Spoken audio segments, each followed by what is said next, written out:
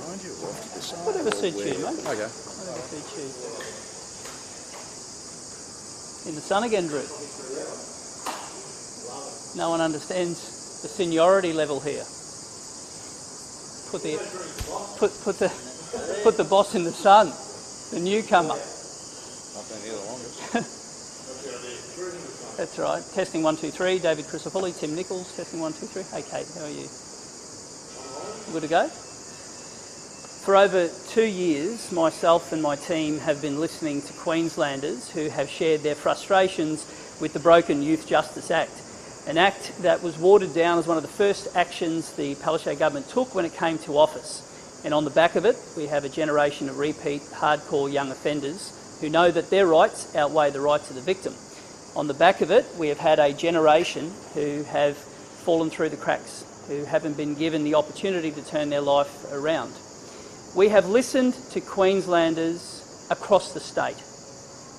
I've been in Cairns, where I have heard stories of young people who can no longer afford insurance premiums on the back of having their car stolen multiple times. I've been in Mackay, in Rockhampton, in Hervey Bay, where business owners have been hit half a dozen times in a little over a month. The north side and south side of Brisbane, where teen gangs have just ripped people's lives apart, where alleged criminals in stolen cars taunt police to chase them because they know that the law is in their favour. I've been on the Gold Coast, on the sunny coast, where we have seen the escalation of youth crime. And one thing is for certain, as we have listened to Queenslanders, the government has not. I've stood beside brave Queenslanders who have lost loved ones. People like the Fields, Lee Lovell, the Beaumonts. Dozens of brave Queenslanders who have lost loved ones at the hands of alleged repeat young offenders. 4 Queenslanders have lost their life since Boxing Day. How on earth did we get here? And in the last week, I've been introduced to a brave Queenslander by the name of Julie West. Julie is an everyday citizen who has had enough of youth crime. And on the back of it, she decided to have a call to arms for Queenslanders to be able to have their views heard. 150,000 Queenslanders have signed a petition for change. Over 7,000 have had a say. Now, I've spent a lot of time looking through these comments, and there are some incredibly brave comments and there's some incredible suggestions. Now, we won't agree with everything that's in there, but one thing's for certain, Queenslanders deserve to have a say. And when you've reached the point where a government won't even listen to the views of 150,000 people, you know that it's reached the end of its use-by date. You know that it is so arrogant that the views of everyday people no longer matter. And Julie West came to us because no one in the government had the decency to even pick up the phone and ring and listen to her. So I made Julie a promise. And I said to her that the 150,000 Queenslanders who wanted to have their voice heard would be listened to. And I made her a promise that the over 7,000, the vast majority of which are Queenslanders, who have made comments and taken the time, that they would have their opportunity to be listened to. And it's reached the stage in Queensland that the government, which is approaching 10 years and asking for a 4th term, has given up on listening to Queenslanders. It's reached the point that the opposition is having to be more like a government than the government of the day, because they have checked out of doing their job and understanding the people who have put them there, the Queenslanders, and they've stopped listening. And in contrast, we are going to continue until the dying days, when we go back into this place, to have the government give Queenslanders a chance to see the legislation that we're going to be debating next week in Parliament. If the government believes in those changes, they will give Queenslanders the chance to have their say, like those 150,000 Queenslanders, to have a say. And good governments would be prepared to do that and listen and reflect. And if we do that, we might finally be able to repair a Youth Justice Act that was broken as one of the first acts of this government nearly 8 years ago. Shadow Attorney General Tim Nicholls. Thanks, David. Well, not only is the Palaszczuk Labor government taking the views of 150,000 Queenslanders for granted, it's also failing to consult the experts, the people who know the business of youth justice. They're not talking to the victims of crime. They're not talking to the groups that represent the victims of crime. They're not talking to the youth justice advocates. They're not talking to the police. They're not talking to the Law Society, and they're not talking to the Bar Association. And in fact, they're just taking pot shots at the judiciary to cover up their own failings. And we all know that in legislation that is so vital and in which there is such a huge amount of public interest, that consultation is necessary. And we've given this government every opportunity to consult. Only a week ago, I was standing here with the Leader of the Opposition calling on the government to release the legislation. Just over a week ago, I wrote to the Attorney General saying, please provide us with a draft copy of the legislation so we can consider it, so we can suggest alternatives, so we can decide what needs supporting and what can be done better. And this out-of-touch, arrogant government has still refused to provide that legislation, a legislation that it hopes to debate in less than a week's time. Now, they've been given every opportunity. They've refused to consult. They've made it as difficult as possible. We've put our ideas on the table. We've put our ideas forward for the last 2 years. We've been talking about breach of bail. Now, I don't expect the government to pick up the breach of bail idea. They've fought against it so hard and so long. But if in some alternate universe they decide that breach of bail actually does make sense, and it does, and we know that experts think it does, because we've had people like criminologist Terry Goldsworthy say it's a no-brainer, but if in some alternate universe the government decides to introduce breach of bail, of course we'll support it. But what it will mean is that the opposition is doing more governing than the government itself. A government that is checked out and that is continuing to fail Queenslanders when it comes to protecting them in their homes and when it comes to saving these young Queenslanders from going down the path of crime and loss that we are seeing all too frequently and all too sadly at the moment. Thanks, Tim. Over to you. Thank you. How is it that the government's not consulting? How is the consultation process different to what it otherwise would be under legislation? Well, this is unprecedented in that the legislation will be tabled and passed in this week. And if you're going to do that, and you have flagged the intention for many weeks, give Queenslanders a chance to be able to have a say and shape it for the better. Now, we wanted Parliament recalled over a month ago, and that would have given the time for that Queenslanders to be able to have a say. Now, the government stonewalled on that. Having done that, surely it would be a better outcome for Queenslanders to see that legislation before the Parliament resumes. What on earth could be gained from keeping Queenslanders in the dark, from keeping victims of crime in the dark, from not allowing those youth services groups to be able to have a say to shape the changes? The only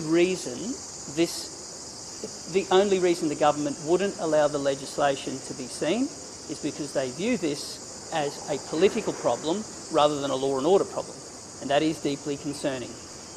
And tonight in Toowoomba, several hundred people will come forward and have their say about what's going on, and the Premier won't be there.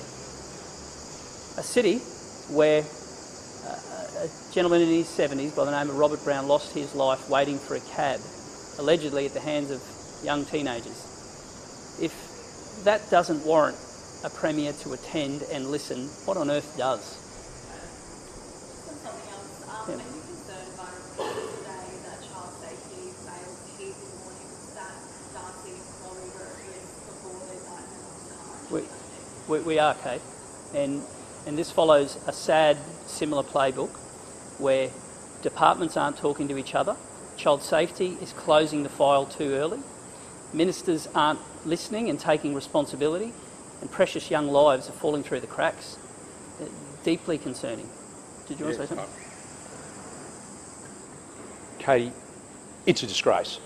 I was opposition leader when Mason Jet Lee died, and I pursued it with Ros Bates relentlessly In fact, I was thrown out of this place in relation to pursuing that matter. 4 years, numerous investigations, a coroner's report. No one is still to be held accountable for the actions that saw Mason Jet Li die, and we're seeing the same thing again. Kids known to police, families known to child safety, and the system is failing our most vulnerable. And a minister who refuses, like all the previous ministers, to take responsibility. It's a disgrace. And what about the revelations that the FCC investigation found that child safety discredited the reports in the weeks before they died from the data as a custody dispute? What does that say to you about systemic changes? It just means that they're not getting their head around it. I mean, I have to see all the reports yet, and of course our Child Safety and Protection spokesperson Amanda Cam will get into it in greater detail. But it's just saying that the same mistakes are being made, the same lessons are not being learnt. And if you don't remember your history, you're condemned to repeat it. But the people who are paying the price are innocent young children. And obviously there's been a QFCC investigation, but should there be a wider inquiry into some of these systemic issues? The government just needs to do the right thing. They've got the money. They're putting supposedly more people into it, but they're still making the same mistakes. What really needs to happen is the minister needs to be held responsible and accountable for the actions of the department. And if the minister refuses to be held accountable or doesn't want the responsibility, she should resign or be sacked. Just on the public consultation legislation, I mean, are we getting into murky territory if we start to have every bit of legislation publicly consulted on by way of comments? I mean, that's why we elect people to drive the process of the bill. But every bit of legislation is open for comment. That's how it works. So legislation is tabled, it goes to a committee process, and that allows Queenslanders to have their say. Now, we're not going to stand in the government's way of dealing with this urgently. We would have dealt with it over a month ago and maybe some lives may have been spared. But in absence of being able for it to have the normal process, surely you'd give Queenslanders the time to be able to scrutinise it and put forward suggestions. Surely that's more important than the government managing its media image and trying to craft it all into 1 week so it can try to limit the exposure on failed laws. And I'm sorry, but we have to be frank about this. A decision was taken 8 years ago to water down the Youth Justice Act. It was lauded, and on the back of it, we have a broken system that is failing kids at both ends of the spectrum. Both ends. The repeat know that their rights outweigh the rights of the victim, and the young people don't get the assistance early on to turn their life around from a life that will lead to a path of crime. And they're looking up and they're seeing vision of late teens taunting police, counting cash on a steering wheel, just living their life without consequence. And we should be debating right now the laws to fix it. Instead, the only chance for debate Queenslanders get is to debate whether or not to leave their keys at the front door or hide it in their bedroom. That is no debate. And that is real conversations we are being told, where people are genuinely debating. Do we leave the keys at the front door in the hope that they don't walk past our kids' bedroom? Or do we hide it in the hope that they leave and we've still got our car to be able to live our lives? That is no way for a modern state to live. That is a broken system of Youth Justice Act, and there is only one cause for it, and that is the government that watered it down. The town builders incident last night, a couple of stolen cars that were doing burnouts on the Oval. Locals sort of say they're becoming used to it. Young thugs are going into the car park of the police station and doing burnouts and goading the police to chase them. It's become so bad in Townsville that the council has had to put giant rocks it's become so bad in Townsville, the council has put giant boulders to stop young hoodlums going onto ovals doing burnouts. Ratepayers' money being spent to try and stop people get access to an oval. Now, when a situation reaches the point that the local council has to do the job of a state government, you know how bad things really are. Ovals are for kids to play sports.